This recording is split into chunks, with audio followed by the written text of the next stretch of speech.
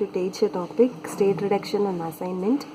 It comes under the subject Digital Computer Fundamentals.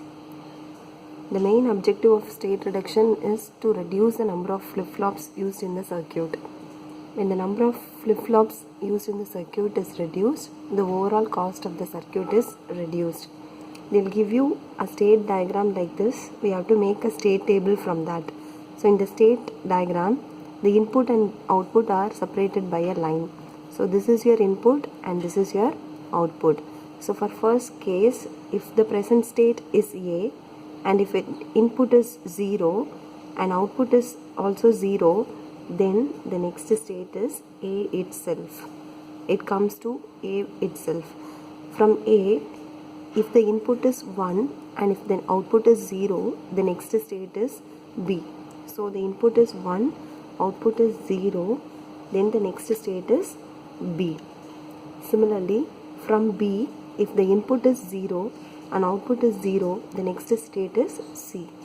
So from B, when the input is 0 and when the output is 0, the next state is C. From B, when the input is 1 and output is 0, the next state is D. So when the input is 1 and output is 0, the next state is D.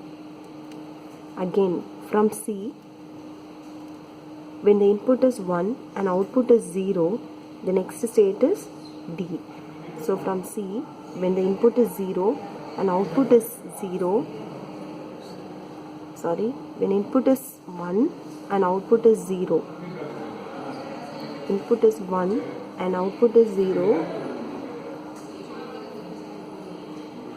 then the next state is D.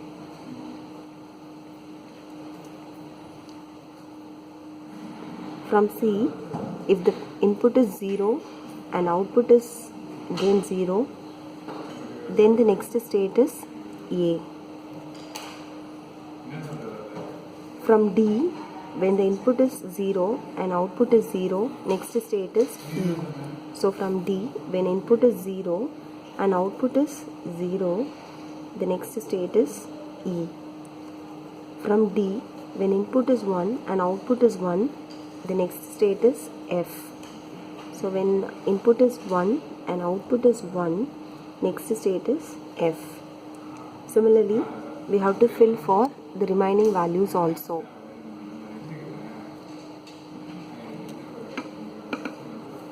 Instead 0.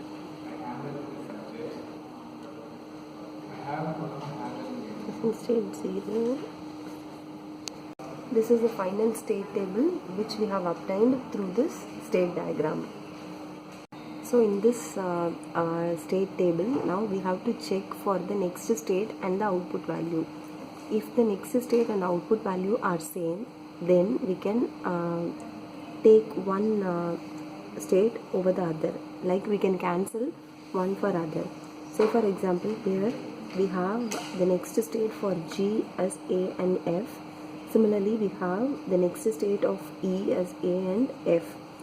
Similarly, the output of them is also same.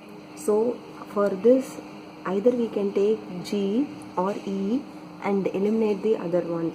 So I am going to eliminate this G state. So wherever E comes, that must be replaced with G. So here I have G, so it must be replaced with E. Again I have so wherever I have G, it must be replaced with E. That's all. Again we have to check for the next state and the output. Here for the state F, we have E and F as the next state and the output is 0 and 1. Similarly for D, we have E and F as the next state and the output is 0 and 1. So in this 2, we can eliminate any one. So I am going to eliminate this F state. So wherever F comes, it must be replaced with D now. So wherever F is there, I am just replacing it with D.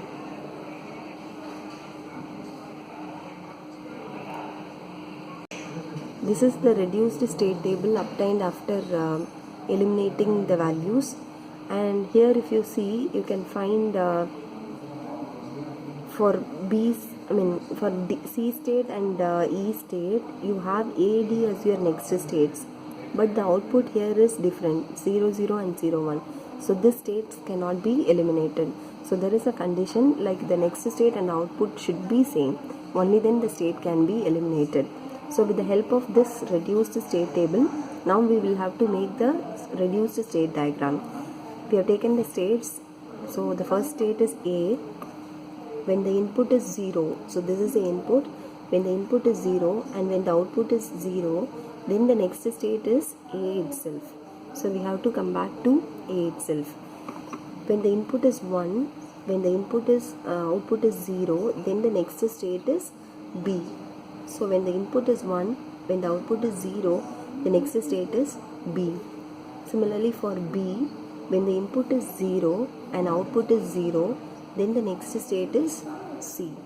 When the input is 0 and the output is 0, the next state is C. For B, when input is 1 and when the output is 0, the next state is D.